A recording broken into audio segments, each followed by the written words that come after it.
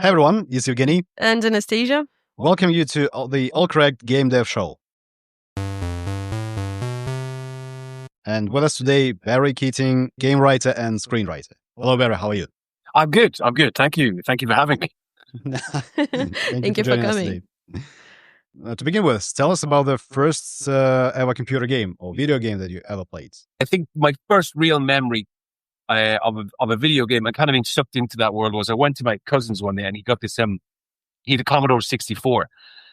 He had this, I think it was like a ninja game, and he kind of showed me. It was a side-scrolling, cool, like little ninja platformer, and he was like, "Have a go." And I think I must have been only maybe 8 or 9 at the time, and I had a bit of a go of it, and I just got immediately hooked on it. And so, like, I turned around to my parents and I was like, "I want a computer for Christmas," and I got an Amstrad CPC 464. We had like the green screen. It was, tape loader, 45 minutes to load a game. And then if it didn't load, nice. over again. Like, but that was kind of like my first big sort of experience with video games. And the idea of like, in particular, the idea of like false advertising, because you would get these like boxes, for example, Teenage Mutant Ninja Turtles came out, and it came out for the Amstrad, and you had this cool box, and on the back of it, you have these screenshots and you're like, oh my God, this game looks amazing. And then you put the tape in and, it takes 45, 50 minutes to load. And then the game you get is not the game that's on the back of the box. And then you look down and screenshots may be from a different version. It's like, yeah, of course it was. That's from the bloody Nintendo version. So, that happened quite a lot. And it was a thing I kind of learned like the hard way, being obsessed with games like Midnight Resistance and stuff like that looked great on the arcade, and they would put the arcade screenshots on the back of the box, which was so misleading. And then of course you'd buy it and load it up and it would look crap. Jesus. All right, yeah. Sounds familiar. And sometimes this loading screens get interrupted for some reason and you have to start all over again. Yeah, well, that was the loading screen got loaded, and then of course, like back then, in those days, it was kind of like you could go down to your friend's house and be like, "Hey, do you like this game?" You just get a tape deck and you just copy it. It was very easy just to copy games and take it back home to your house. It was much easier. Like I'd go to my friend's house. I think I remember stuff like RoboCop. Ocean Software did all those great games. Like it was RoboCop, Total Recall. Oh my God! Like the Hit Squad tapes, which look like Target Renegade, and I have so many fond memories of that. Those games and those kind of genres, and just discovering games that way. That was sort of my gateway into the world of games. And I kind of stepped away for a long time. After that, really, I had like a Sega Master System and then a SNES, and then I think after the SNES, just kind of fell away from games for a while until the PlayStation came out, Mm-hmm. Oh, you had real life for some time without games at all. For a change. Okay. Yeah, cool. And that was. when the PlayStation came out, I just remember, I didn't buy one, but you used to be able to go to the video store here and just rent one for the weekend, so it's like £10, and you get it for like Friday, Saturday, Sunday, and a bunch of games. But I remember I was working in a supermarket at the time. And everyone we're all like, 16, 17 working out. And the manager was kind of like, I was walking down the aisle one of the evenings as the place was closing up. And I was looking at the PlayStation and Resident Evil 2 had just come out. And the manager was like, oh, you going to get one? I was like, no, too expensive. And he was like, hey, take it home for the weekend. So he just gave me the console and Resident Evil 2. Wow. And I just kind of went home and I remember, plugging it in. And I didn't have to work the next day, and I started playing it maybe like 8 o'clock that night, and I stayed up all night playing Resident Evil 2. It was like 7 a.m. the next morning when I'd finished it, and I was just like, yeah, that's a core gaming memory, Wow. Well, Resident Evil is good. Yes. I mean, no doubt in that. So, how did you come to the industry of game development? I mean, obviously you liked games as a teenager, maybe as a young adult, but what influenced you the most in choosing like the industry, let's say? Well, I mean, I came about it in a very long-winded way. Like, I'm quite a journeyman. I started as a journalist over here in Ireland. Okay. I worked as a journalist, working for a local newspaper here in my hometown of Dundalk. And I was just like 18, 19, I think it was about 19. I just finished school, and I understood the newspaper didn't have a film critic. So I just kind of went and I said, hey, I'd be interested in reviewing movies. Would you give me the shot? And they were like, well, write us a sample review. So I did. And then he read the review and was like, okay, cool, we'll give you a shot. So I kind of that's where I kind of got my foot in the door, reviewing kind of movies here. And then I went to university to study screenwriting, then in Bournemouth in the south of England. And while I was there, I was working in like a video game store, just, like trading it, it was kind of DVDs, movies, trading. PlayStations. Yeah. And, and this guy, would come in and he would just trade piles of games in all the time. And we just got talking and talking and talking. And then one day he was like, you seem to, like video games and, stuff like that. I'm an editor for a PlayStation magazine, and we have a job going. And would you like to apply for it? And I did. It was just a staff writer on a magazine called P2 for a company called Highbury Entertainment. Mm-hmm. And I got the job. And so I kind of stepped away from university. And that's kind of like where I got my foot in the door, just as a junior position, writing game reviews for PlayStation 2. And from there, I went into, I moved to like a film magazine called DVD Review, took a number of positions on there, from features editor, news editor. And then I kind of wound up back in video games as a deputy editor on another, PlayStation magazine, PlayStation World. And from there, I kind of jumped across to online, working for Sony PlayStation on their official sort of European PlayStation portal on their site. And once I got my foot in the door at Sony PlayStation into the sort of creative services team, which is like copywriting and building websites and writing all the product descriptions and all that sort of stuff on the website, I then kind of found out who I needed to talk to into game development. Started to kind of muscle my way into the studio, and that studio was Studio Liverpool. I got talking to a gentleman by the name of Graham Anchors, and he took a chance on me and he gave me my first opportunity. They were interested in doing some stuff for Wipeout, and so he gave me a shot. And and he kind of liked what I did, and they took me on as the first in-house narrative designer in Studio Liverpool. So for that I'm forever thankful for it, because that was my the first sort of real opportunity to get my foot in the door of the games industry.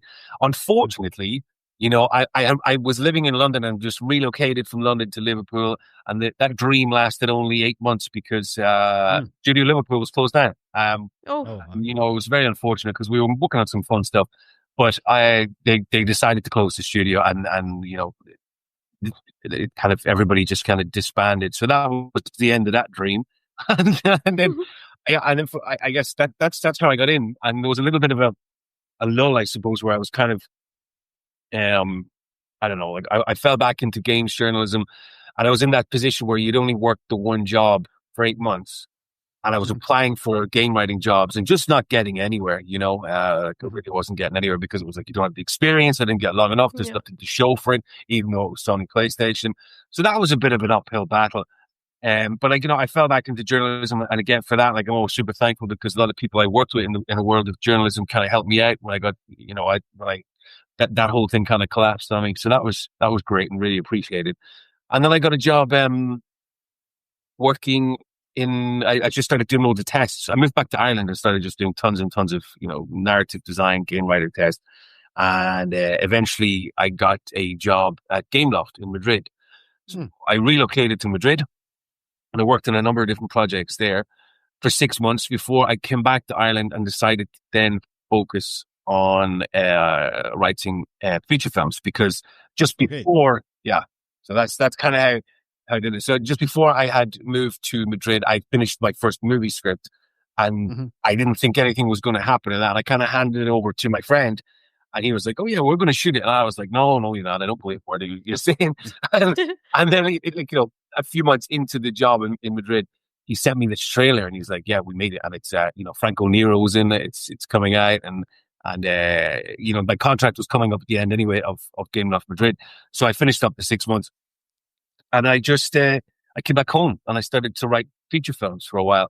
And I wrote a bunch of movies over the course of nearly a year, one of which led to Steep, which You know, it was the Ubisoft. I had written this horror movie in the world of extreme sports called Downhill, and they were just kind of, I think they kind of liked the extreme sports angle that I had, you know, that I had worked in that sort of realm. And I did an interview. It was through the people at Side, the sort of the agency, voiceover agency in the UK. I think there's offices everywhere. Actually, it was a lady called Sini Downing, and she was, you know, I think I harassed her constantly for a long time to kind of get on their books, and she was great. And she kind of like, you know, she offered me this opportunity and put me in touch with the guys at Ubisoft entity, and that happened. That job opened. That really kind of once I got that job and I worked with those guys, that just opened the floodgates, you know, after working with Ubisoft. And I, you know, it's funny, I'm still really, really, really good mates with the chap who directed, you know, Steve. And we constantly just, you know, we kind of, you know, text each other, checking in on each other. It's, you know, it's nice. It was a really great working relationship that turned into a lovely friendship. Like, so that's nice. That's sweet. First of all, I have 2 notes here, if I may. Yeah. So first of all, Steep is a project we worked on localization-wise with Ubisoft. It's actually on our website. This is very cool.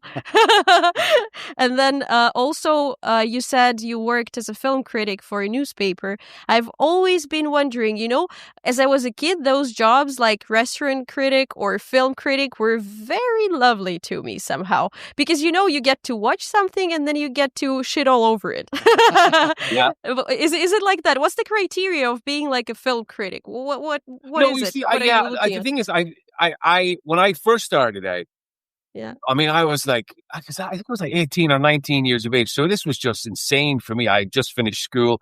I had done a year in college, and I dropped out of college because I didn't like it. And then I started applying for other courses, which was going to have a big gap in it, you know, between then and moving to another course. But, you know, I was just kind of going to the movies 2-3 times a week in my hometown, you know, just watching these movies and then writing reviews. And I loved it. I mean, it was a local newspaper. So and I don't think I ever approached it from sort of like, I'm going to watch a movie and then shit all over it. I mean, I loved the act of going to see the movie and this, even, and, you know, yeah, of course, some stuff was going to be crap, you know, but I think it's really easy to, you know, just write a very scathing review and just shit on someone's work, like, versus like, if something's bad, to try find some of the goodness in it and like try to, you know, a balanced review. That's kind of how I like to approach it, because it's super easy to just write, this is a terrible blah blah blah blah blah, and annihilate somebody's life work, which I just think is kind of cool, you know.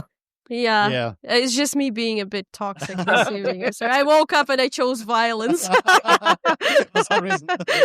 Now, I mean, don't get me wrong. There were certainly days, like, I remember a DVD review where we would all watch stuff and it would just be like, there would be a big debate, like, you know, we'd all be going like, what, you give that, like, you know, 3 stars? No way. That was like, no. And then they'd be like, no, I'm taking it home tonight to watch it because we need to do a you know, a round table as to decide whether or not that's as good as you say it is. Like, yeah.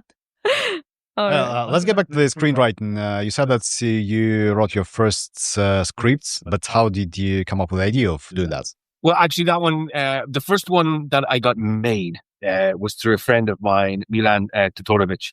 He's based out of Belgrade. He directs like a lot of stuff for the CW, you know, the Outpost, and he's doing like the Arc TV show. So he's done really well for himself. But he and I had worked on a bunch of comic books basically that were tied to movies like Demons, Battle Royale, and George Romero's Day of the Dead. And so I'd written these comics. They got nominated for an award over in Italy, and then that's where I met Milan. And we just kind of were sitting having a beer one night, and he had already written a zombie movie called Zone of the Dead. And we just kind of started talking about ideas for a sequel. And he said, hey, you want to write the sequel? And I was like, yeah, of course I want to write the sequel. And the first film he had made was with Ken Faree, who was, you know, in Dawn of the Dead. And of course, like holy shit, I'm going to get to work with Ken Faree from Dawn of the Dead. So we developed the script. And as always, I'm sure many people have this story, is that, you know, it never happened. And then we tried other things and it never happened. And I worked with a bunch of other people on many different projects that never, ever kind of came to fruition. But then basically I just got this call from Milan a few weeks before I was leaving for Madrid, and he was kind of like, "Hey, I've got the script, and we're going to shoot it. We've got money, and we need it needs work, and it needs a polish." And so he showed it to me, and then we jumped on a call and we went through it, and then he was like, "Can you do it?" And I was, "Yeah," and so I did it, and then I just kind of handed it over, and I really didn't think anything of it. And of course, that's what I was saying. It got made, and so I just kind of thought to myself, "Well, hey, maybe I'll pursue this as well." Like I always wanted to do the two. I mean, I kind of like I really love the idea of screenwriting. I mean, I have stuff here. I was going through my parents' like attic there recently, finding notepads from when I was like 11 and 12 and 13, with like writing scripts, like when I'd seen Reservoir Dogs, and I'm like, oh, I'm going to write my own version of that. And you know, you do the school version of Reservoir Dogs, and it's like, oh my God, who wrote this crap? Like, but you know, you just have all these notes and all these crazy things that I kind of found. So I knew I always wanted to be a writer from a very early age. I don't think I ever had any other aspirations other than to write. So, you know, to be able to sort of move between the two has been a bit of a dream, you know. So it's been nice. All right. Well, is it different? Like, is there a difference between writing a movie script and writing a game script? Oh, yeah, very, very much so. Like, writing a movie script is a very isolated kind of process. You know, so, like, I would kind of, in some instances, the idea I would brainstorm with a producer or a director, and then go away and write it. And I could be gone for like a month or two to write the first draft, and then I take it to them, and then there's notes, and then we kind of do the revisions and all that. But it's very much like, you know, when we break story together over a call, and like, you know, to develop all the character arcs and stuff like that. But it is very much me sat in a room, sat here in my office, just kind of, you know, writing the script. But with you know, writing games, it's completely collaborative. It has to be. No, it doesn't work unless you collaborate, especially in video games. That's like with a game designer. You mean like with you know, level designers, game designers, coding, art, game director. You gotta work with everybody. You can't be you know, on an island unto yourself. At least I mean, that's my experience, and I don't think it works if you. Like you think you just can't do it all on your own, because things are going to change. Yeah, makes sense. And the game is changing like constantly. The game is always changing constantly, and like it is a case of, you might sit here and write like some of the greatest dialogue, great scenes, great cinematics, and think, yeah, that's amazing, and then the next day it's like, yeah, that thing you wrote, we're not doing that anymore. Like, yeah, they're great, but we just done that. And that happens like. Yeah, constantly. I'm sure everybody can relate to that one, I'm sure. Well, does this teamwork that you mentioned actually allows you to, you know, organically make a bond between the story and the game mechanics? The teamwork of level designers and like game producers? Absolutely. Yeah. I find, in particular in my current job right now, I'm working with IOI on the project 007. Yeah. You know, it's really, really collaborative, and I love working with, like, you know, the LDs, you know, on different missions and stuff like that. And I think it's like, I find, you know, when we get together to brainstorm certain things that, you know, is going to happen in the game, it's very much like, you know, they'll pitch to me, and then I'll pitch my ideas, and then we'll come up with it. You know, we'll gel the two together, and then we'll kind of put stuff in. We'll test it. We'll see if it works. We'll talk about it. You know, it's really, really collaborative, and that's kind of, and because of that, you get great results. Okay. Getting back to the collaboration with the team, how do you make it that the plot of the script that you create aligns with the game mechanics? Are there any secrets about that? No, man. You know, because like the thing is, I find, you know, gameplay always comes first. That's gameplay comes first. Like, you know, I guess I have to be careful what I say, because I'm under NDA, like, of the project. But you know, when I came aboard, you know, there was a story in place when I came aboard, but you know, there's has been real opportunities for creativity and stuff like that. And that's been amazing. But yeah, it is, you know, there's a roadmap, I guess like there's a piece of string that kind of tells the story for this part of the game, and that's what's happening. But if sometimes it changes to, because the gameplay needs to change, and it's kind of very flexible in that sense. And I found that we've been able to kind of, I haven't been, I guess, like impacted too much in that, but we've been able to kind of make it work.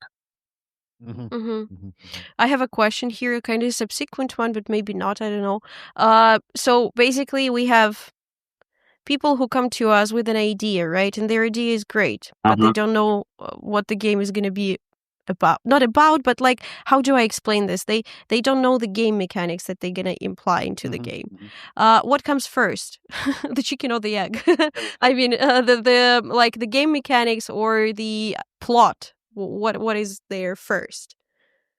It really depends. Like I think I've worked in projects where absolutely all the mechanics have been in place, right? And I think with Steep, for example, when I joined that project, it was I think it was like during the summer, and it was shipping at Christmas, because they had all of the mechanics in place, everything. They really, like, it was in really, really great shape. What they just needed then was the dialogue and the narration and all sorts of stuff to come in and kind of gel everything together. But yeah, there's that, and then there's been times where I've been fortunate enough to work on projects where it's just a germ of an idea, and then you get into like a writer's room and you get to play a part in building the world and stuff. When I worked at Wargaming, that was really cool because I was able to build a small little writer's room. We were able to take the idea and like flesh it out with the game director and the executive producer, and then I was able to, for the first year, it was just me and the game director, banging stuff around, and then he kind of, they were like, oh, we can hire another writer, so I did, and then we got another guy from the company, and it was just building that writer's room and having so much fun bouncing ideas around, creating characters, creating backstories for these characters and how they all interconnected.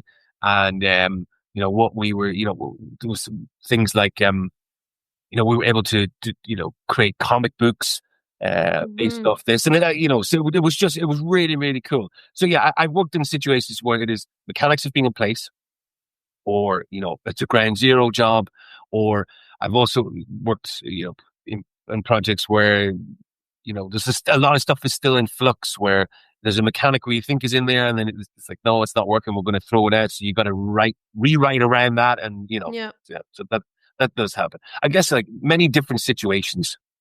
Yeah, well. Well, getting back to the characters, there were some games, and there are some games that I only played for the plot. For like, because the characters are interesting, like Warcraft 3, for example, the story of Prince and then King. Well, hope it's not a spoiler for anyone. Arthur's and his journey, and he's like turning to the dark side, so to say. But yeah, and I was not very interested in the game mechanics themselves, but like the story that kept my interest throughout the game.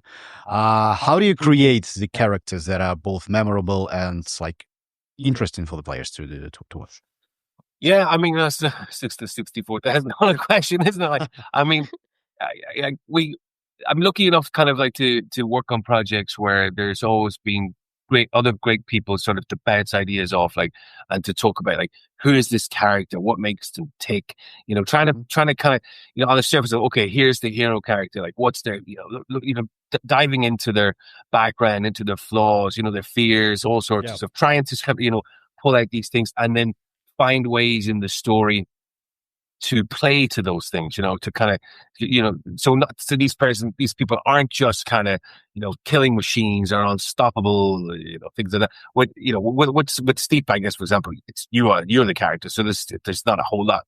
The fantasy is you're this awesome kind of like, snowboarder and a whole lot there. But with Bond, it's very different. There's so much there I'd play, and so much rich lore and history to dig into.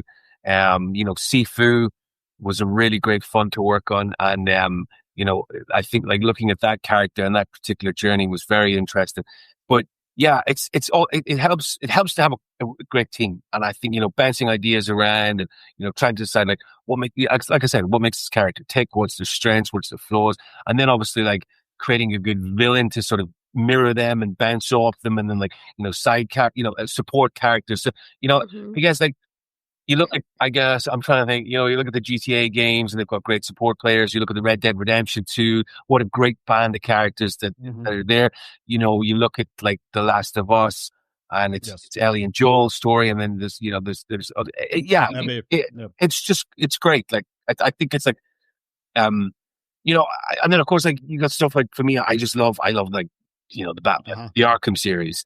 And of course, like you're building up an IP there, but I think it's like just digging into the character and with the team and sort of seeing what we can do and how far we can push things. It kind of brings out the best aspects of the character. Okay, how do you like bringing the best in every character and developing the plot, stories, background, whatever it is? How do you balance between, for instance, linear gameplay, and then you have to go with like a very complex plot on top of that, but it's a linear gameplay, so it's you don't have any branches to go anywhere. How do you do that? Well, yeah, it's about, I guess, with those instances, it's trying to kind of like get those great character beats in, those great character moments. Because if it's a linear experience and we know it's like this, let's say it's just this big action game where you go from A to B on this journey, you get to, defeat X, Y, and Z along the way. We know those big story beats are going to happen, but it's about finding those little character beats and those great moments, those sort of little nuances where you can kind of, corner the character and have, and sort of, I guess, like show people who they really are besides being, I don't know, like a killing machine or whatever, like an unstoppable martial artist. But you have to have these little reflective moments to kind of, allow you to kind of just shine a light on who the person really is. Let's talk about different genres. Well, for example, there is RPG, there's shooter, there's puzzle game. How do you adapt the plots like to many of these genres? Oh, is there a difference even?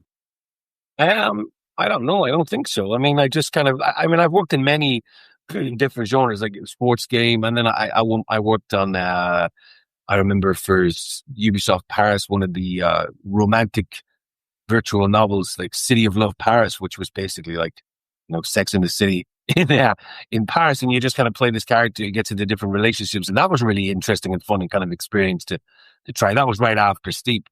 And, I'd never written it like that before. It was very much a shed of water experience for me. So that was kind of cool. And then I kind of worked on like Paranoia, Happiness is Mandatory, which is an adaptation of a tabletop RPG. And that's kind of wacky, weird sci-fi. So I don't think I don't think it's about, I guess you have to adapt to whatever the genre is you're doing. And, whether it's a sports game or, the tabletop RPG, point-click adventure. I've not really had to kind of go like change the story, so to speak, but just I adapt my style to the particular project is certainly what I've had to do on numerous occasions. No, see, so it's like not the genre itself; it's the project. It's the project, yeah, it is. It's like, when I joined Paranoia, Happiness is Mandatory, it was like it was a world I didn't know a whole lot about. And then I was like, well, I needed to go and learn all about that and read the lore books and all the game books and then see what the mechanics were of the game. And like, okay, now I understand what we're doing and what the studio is doing and try to figure out how does my writing, gel to this world and make it all work. Okay. Well, I have a side, actually a question about this project that you mentioned about happiness is mandatory. Does it have any connection to the Brave New World by Aldous Huxley or not? So what's that Brave New World? No. It was is a tabletop RPG from God, I can't remember. It was the 70s or the 80s, but yeah, it came out on PC. And then it was kind of pulled from release. I don't even know if it's actually out anymore. Honest, it had a very choppy production, to be honest. I think that's about all I'm legally allowed to say. Right. Okay. Oh my God, I have a question about this. So the production line, right? There is a specific way to communicate with people depending on what you're doing. And you, as a narrative designer, you have to communicate with basically everybody, as you mentioned, level designer, producers, like C-level management, whatever it is. everything kind of goes into your circle of communication, let's say, on the project. So do you have any examples of how people communicate depending on their, I don't know, cultural differences? You said you worked in Madrid. Madrid is so different from any other company. I do believe that, like, from Northern Europe. So what are the like specifications of those different teams, let's say? Yeah, we have in Serbia we have this Polako, Yeah, which is lifestyle. like I don't know what is. lifestyle, and it's like similar to Spanish mañana. Yeah. Well, Polako is the way you live. You everything is Polako. You don't hurry anywhere. Everything is fine. Just Polako. Yeah, yeah. I think I don't think I've ever kind of ran into any problems or had any weird clashes or culture clashes or anything like that. I've always kind of just tried to adapt myself. When I moved to Madrid, I looked at how they did things and how they ran things, and I was like, well, this is where I am now. So this, this is how we do things. And I mean, I've worked with many different people from different cultures and backgrounds and all that sort of stuff, and I've never really had any issues. Like, of course, there's times where your humor might not land with someone, like, but that's kind of like to be expected. But yeah. No, I don't think I've ever kind of had any culture clashes or anything like that. People have been respectful of me and vice versa. So yeah, obviously. I mean, with all the respect, it's just that, sometimes you find some specifications that are very interesting. I mean, they're not offensive. They're nothing even people do not want to offend you. It's just the way they're just something that you cannot avoid in the working process. Yeah. Well, speaking about cultural differences, another question: did you have any cases that you had to adapt somehow your plots or your scripts to account for the cultural differences in within a certain audience? No, but I think the only time I've encountered stuff like that is when it's getting localized, and then I remember again I'll just most of the projects that I've done when it gets localized, it always comes back where you get the question like, what does this mean? What's this joke mean? What's this line? Or this doesn't translate to this language very well. So what, have you got an alternative thing? That's the only time I've ever really encountered stuff like that. Where dialogue hasn't quite, it just doesn't land in another language. So you have to kind of modify. That's probably the only time, really. Well, this is basically culturalization. Yeah. It's not even localization. Yeah. If you have to adapt something exactly. to a different culture.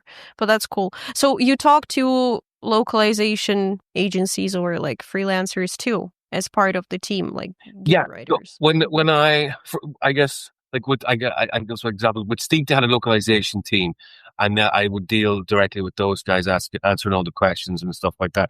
And I remember Paranoia Happiness is Mandatory. Yeah, they had a localization head, and there was a lot of questions come from there, and just making sure everything was cool and made sense and the lore stuff.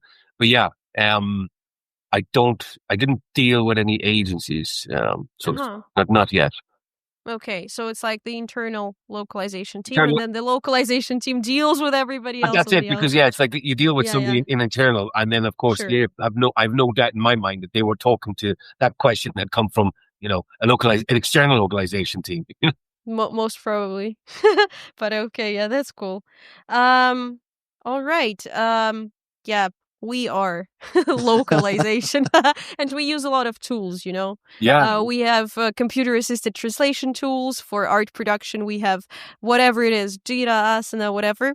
What kind of tools do you use in your day-to-day work to like organize stuff and to keep your texts there and like divided by projects, or how is it? Well, I mean, like right now we use Confluence and Jira, I track everything that way. We have our own in-house sort of writing tool, which is a bit like Final Draft, and it's great. So everything you write in there, and it's in-house writing tools, and Jira, Confluence, and Teams. And our meetings are there, chatting with people. So yeah, it's all very kind of easy enough to keep track of stuff. Yeah, structured. Very, very. And then of course, like trusty notepads. Oh yeah, of course. But yeah, everything, I kind of have everything here in front of me I need on this computer for IOI, which like I said, Confluence, track everything on Jira. We've got pages with on Confidence dedicated to the narrative, all the different things. If I need to find answers very quickly, I'll always go there. Most of the time, I've been on the project 2.5 years nearly now, so kind of know where most stuff is. And then, just lists. Sometimes I like to just make a good old fashioned list and tick it off. Oh, yeah. This is the best feeling to tick something off the list. I've got this Microsoft To Do. You tick it and it makes this perfect sound of like, ding! And you're like, yes, okay, accomplished. Yeah, I wanted to ask, like, channeling creativity into something that's structured is something what we also do. With artists, and like, you have to kind of lead them into something that would be understandable for your clients. With you, I believe it is something similar, because writing texts out of nowhere, this is something that I completely do not understand. It's like writing music to me. It's not getting comprehended in my head how people can come up with new stuff. This is weird. But like, all this creativity that you have to structure it somehow. Is it easy for you to do, or do you feel obliged to do that and that's not convenient for you? No, I think it's, I look at I guess like I look at my calendar for the day. So like today, today's Monday. I have a number of different missions that I am kind of covering on Project 007. So I look at the missions and I make a list of like what needs to be done. I know what I have to write X, Y, and Z on these missions. And so I'll just literally look at my calendar. I'll do them. I have, have my meetings, and then I'll say, well, I'm going to block out an hour for that mission, an hour and a half for that mission, an hour and a half, and I'll just, I'll write. And I there are times when I will have brain farts and just not be able to. You think that, oh my, I think I'm going to be able to, whiz through it. And then there's days where I could stare at the screen and go like, oh my God, I can't think of what this person would say in this situation, or this doesn't make sense to me, or why are we doing this? Why I have to think through the logic of it. And then I would call an LD and go, can you just like talk me through, beat by beat, what is happening here, so that I can try to, and I'm sure they probably think I've gone mad, because I'm closing my eyes going, yeah, I'm sitting here, I can see that. Okay. And then like, now, okay, I got it. Okay, bye. And I'll just hang up and I'll start writing. Oh my God. Do you have like a schema in your mind, like a matrix of stuff that's happening? I have a lot of I have the IOI computer here, and then I have this one here where you are, and then I've got a TV on in the background. So my God. Yeah. I've installed a TV in your TV so you can enjoy your TV show. I mean, this is from this old TV show on MTV, right? Pump My Ride. That's it. Oh my God. All right. Yeah. Okay, let's let's talk a bit about alternative realities, like about multiverse, so to say. Well, in movies there are sometimes alternative endings. When, for example, there is a classic ending, and then you like suddenly find out that there is also an alternative ending, like the characters are alive suddenly, or like whatever happens there. And that like kind of creates another universe, so to say. But like in games, it's even more different than that, because like if the game is non-linear, then there is basically an infinite number of possible outcomes, and like plot wise, how do you calculate that? How do you like plan that? Well, I mean, how do you help with that? I've never really had the experience of doing one of those massive ones. And there was one project I worked on. I mean, I know it's I don't want to maybe Sifu. There's like there's the two endings of Sifu, and you get like you have the main one and then you have the second one. But I guess a spaghetti one would be a good example. I remember I worked on this VR project with this company called eStudio Future Madrid, and they were really, really cool. And it was only a short VR experience. I think it was about maybe like 6 or 7 minutes, but in order to there was multiple outcomes of like what you basically you woke up in this basement and you had this crazy person talking to you, and you could attack them or try to escape out the door. Very, very many different endings. And I remember how we just developed that was essentially just getting a mind map software. Okay. And just kind of going, we start here and this could happen, but then you could do this, which could lead to this. And it just became wild, like crazy. But eventually we got it all together. We had all the eventualities. And then it was just a case of like, right, let's write this narrative line, right? So then let's go narrative through line A, B, C, D. And that was it. You had to do it, and just kind of checking then the logic to go, right, so and we got that sorted. So if this happens, definitely we've got that covered. We've got that eventuality covered. Yeah, it got a bit crazy, I have to say. And You know, uh-huh. yeah, no, it was a bit wild, and I think it was kind of. Yeah. I remember by the end of it, I was going like, "My God, that was that was only a short thing I was doing." I'm not sure. I don't know how these people, do it on these massive RPGs, because that is how do you track all of that stuff? I mean, obviously you have to track it because your scripts must be thousands upon thousands of pages long. So that in itself is a gift and an art form, I think. Yeah. Yeah, Absolutely. Well, you know this game, Detroit Become Human. Yes, right? yes. So it's like the game is divided into chapters, and after each chapter, there's this tree of decisions that you made, and the game basically shows you what were the other options that you probably didn't even know about that they existed, and this game is actually it kind of forces you to once you are done with it, once like you beat the game, to start all over again, like to try the other solution, right? To make the other decisions. Yeah, but I think that's I mean, again, I think it's amazing that that these people can go create that and then just can think of all of these eventualities. Like it's like they've left no stone unturned, and I think that, like I said, that in itself is a gift. Like to be able to, I know my story, but I'm going to approach this story from every player who's on the planet, how they would tackle it. I was like, they will just like, okay, so if I go open this door, what if I don't want to open the door? What if I want to go through the window or something like that? And you have an answer for everything. It's really, really quite something. No, but I don't get it. Like, first of all, it's like step one is usually same for everybody. This is the beginning. Starting from step two, it's like the progression of how far the tree can go, how many branches it has, and then it's absolutely, to me, it seems impossible to track it down. But I mean imagine writing all of them. Yeah, it's pretty wild, and I have to say that I much prefer a linear experience. I don't mind some choices. Yeah. Even as a player, I mean, I talk to people about this all the time. I look at, whenever I get my hands on new games, it's I kind of go, how long is this going to take me to beat? And if it's like, 10 to 15 hours, I'm like, great. But if it's like 50 to 100 hours, I'm like, no, I have two kids, don't have any time. I'm with you on this one because I personally prefer linear experience because like so many decisions, they basically make me very anxious. Oh my God. Like they like switch on my FOMO like full scale.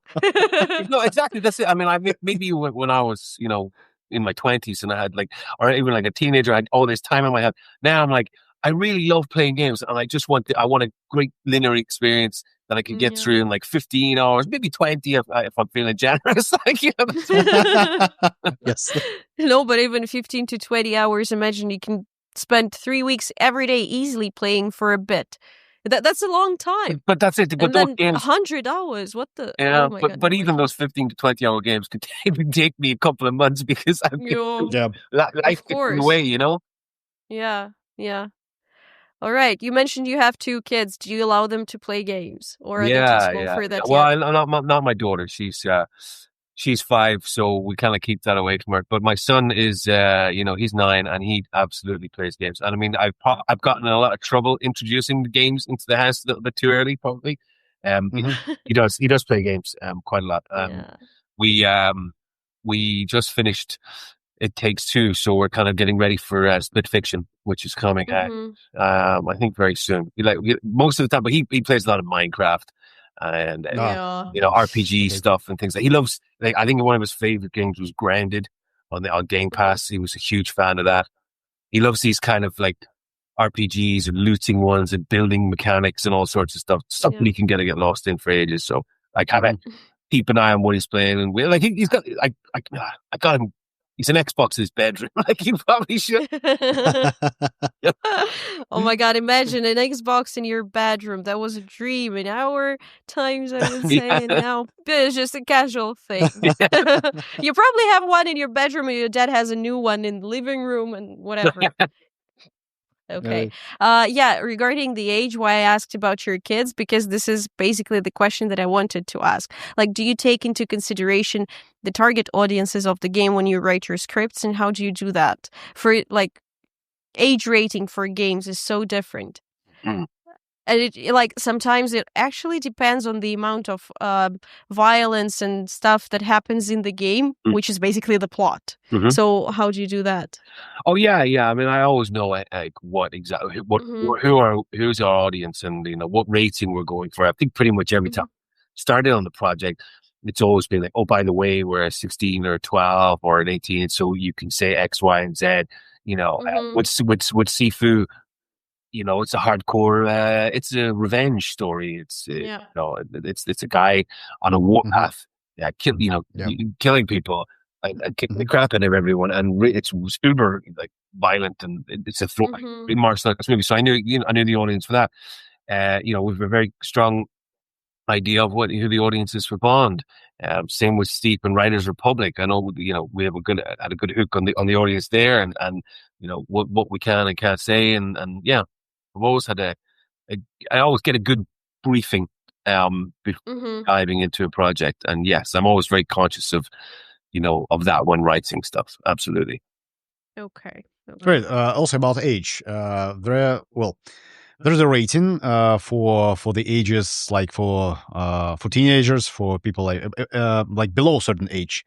But are there any differences and something that you have to take into account when we're speaking about like older age? Like, are there any specific features that you need to integrate for people over 30, 40, 50, I've never 60? I once worked on a project. I remember after I finished in Game Loft Madrid, the guy who was the studio manager, he left, and he went off and moved into into medical gaming. Are you kind of familiar with that? So Not really. they developed this game app, which is specifically designed for elderly people whose eyesight was beginning to fail. It was to kind of, I guess, like try and improve it, train and help them along. And so, yeah, I was specifically writing for this elderly audience in this kind of like fantastical world, which was kind of like a children's book story brought to light. But it was really quite an interesting challenge, definitely, because it was never going to be a game played by the public. It was a medical app in France. So definitely an interesting task. God, that's so unusual. Yeah, big time. Yeah, but so nice. I mean, people actually do that, huh? Yeah.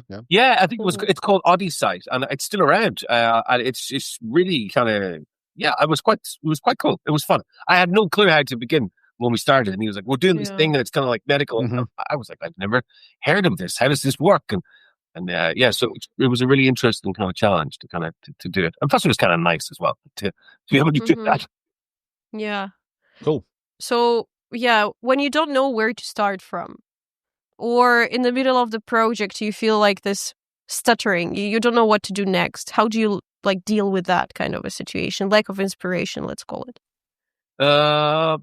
Man, I kind of look back at all the stuff we've done, and we might just kind of, step away, play another game, try and draw inspiration from somewhere else, listen to something, watch something. I mean, I kind of draw inspiration from everywhere, like comic books, podcasts, movies, TV shows, life in general. Like, thankfully, I don't think I've ever had a period where I couldn't write, where I was like, I've got writer's block. I've had periods where like you think everything you write is crap, like so. And that sort of imposter syndrome, certainly a few times. But yeah, I don't think I've ever really suffered from writer's block, because look, I work as a freelancer. I'm always, it's job to job, contract to contract, so you can't afford to have writer's block to be. Oh my God. Okay. It's kind of like so the solution is to basically overwhelm yourself with tasks. Yeah, exactly. It's like the deadline is then, and I need to get paid, so I better start writing. Well, whether I have the block or not, you have to deliver. I see. Yeah. Makes sense. Harsh motivation, but there you go. It works. Yeah. It's like it is. It's like the mortgage has to be paid, so you better write. Yeah. Yeah. Well. Right. Okay, what advice can you give to the aspiring writers that want to join the gaming industry or movie industry or comic book industry? Well, I think if you want to be a writer, then you should start writing, but you should also be reading, watching, absorbing story in all forms. It Yeah, is. yeah. What's your favorite book, by the way? American Psycho was one I really, Oh. Okay. American Psycho, Neuromancer, and then I was a big fan of Stephen King's Graveyard Shift. I liked all the short stories. Okay. Yeah, I do. Mhm. I mean, I'm kind of like a big horror nerd, so that's Do you like The Dark Tower? Is it the name of The Dark it? Tower, yeah, Stephen yeah, King's, yeah. yeah. Oh my god, I loved it as a teenager. Jesus Christ. I think that was the thing. The Stephen King books and all those books as a teenager, Clive Barker stuff like Cabal and Hellraiser and Weave World and stuff like that.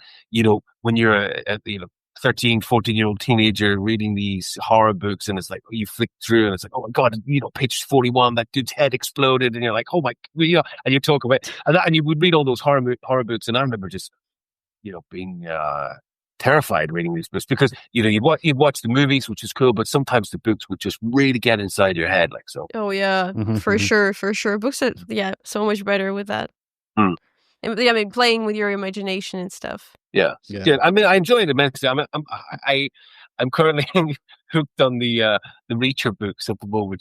Just because I like the show because it's just kind of this, like man-made action star just plowing his way through people from case to case. I'm like, yeah, it's perfect. It's such a pulpy, easy read.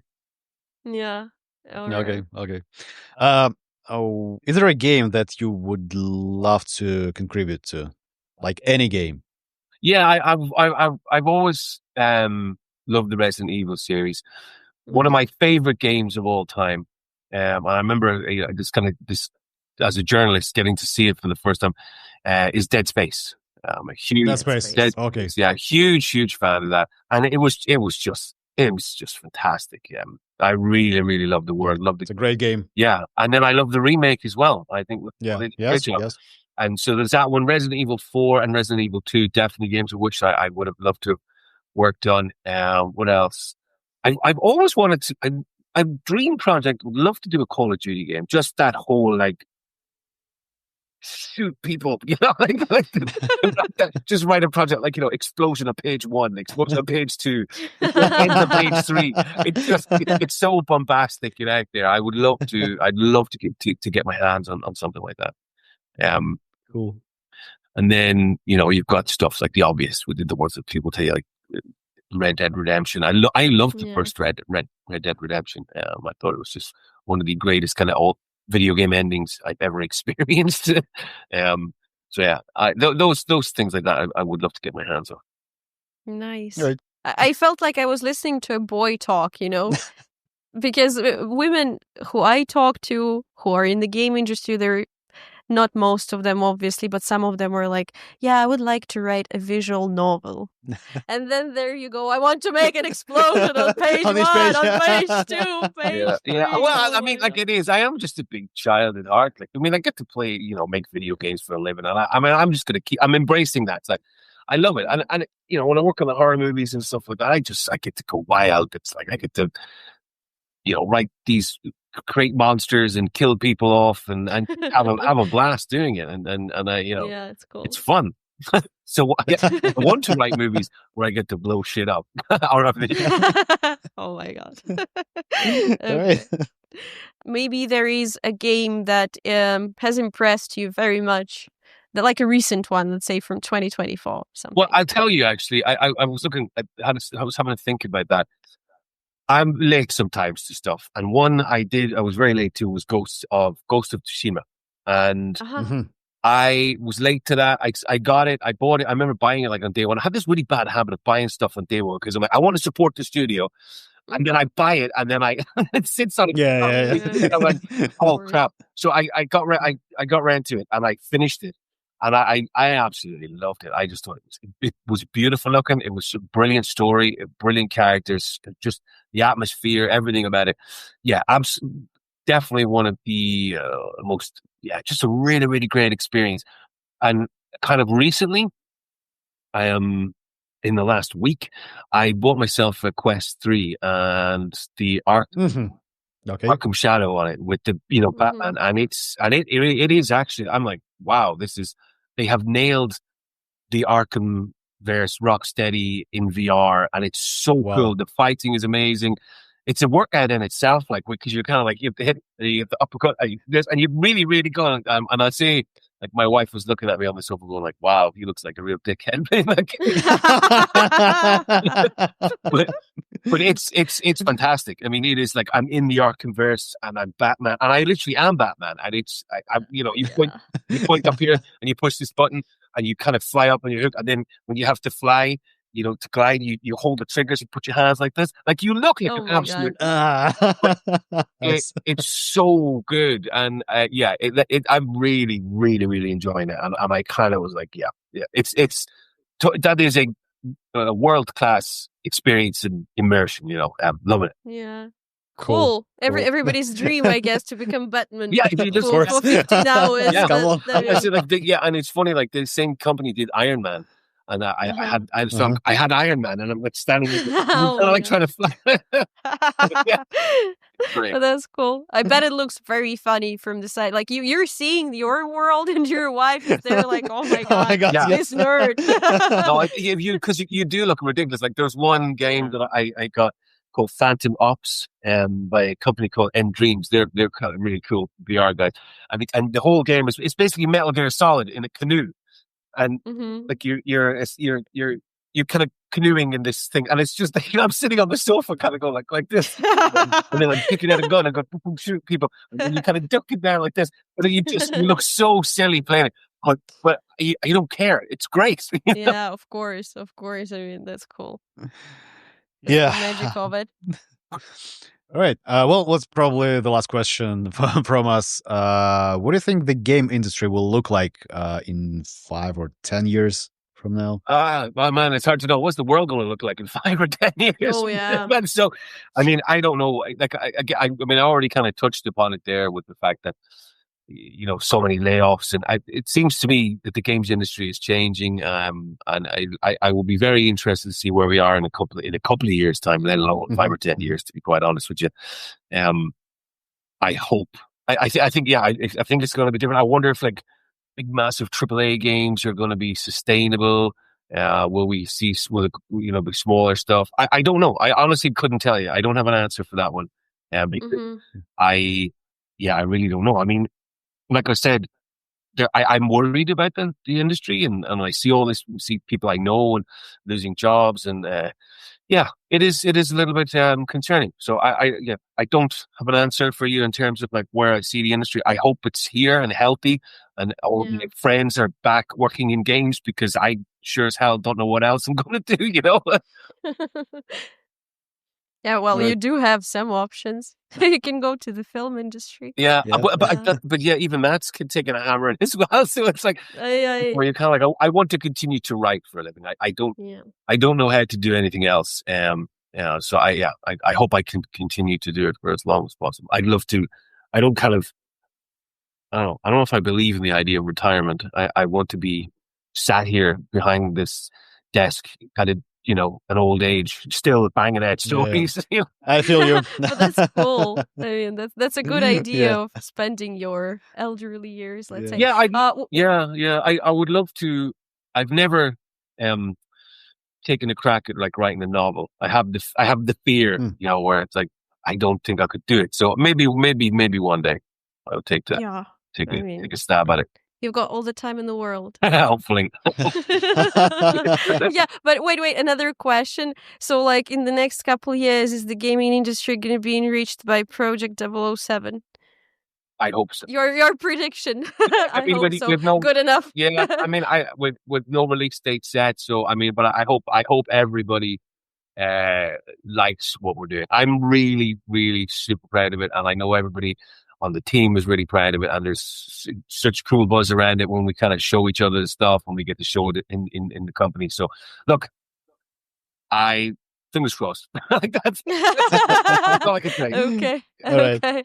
Crossing it, the fingers on our end too. Yeah. It's a really awesome project to be part of. So, And I know everybody feels the same way. So I really hope people dig it as much as we have enjoyed making it, Yeah. Cool. Well, thank you. That was it for today. Follow us, subscribe, leave your comments, share this with your friends. Like, you're very welcome. Thank you very for joining us tonight. Yeah, It that very was interesting. great. Yeah. No, you're very welcome. And thank you for having me.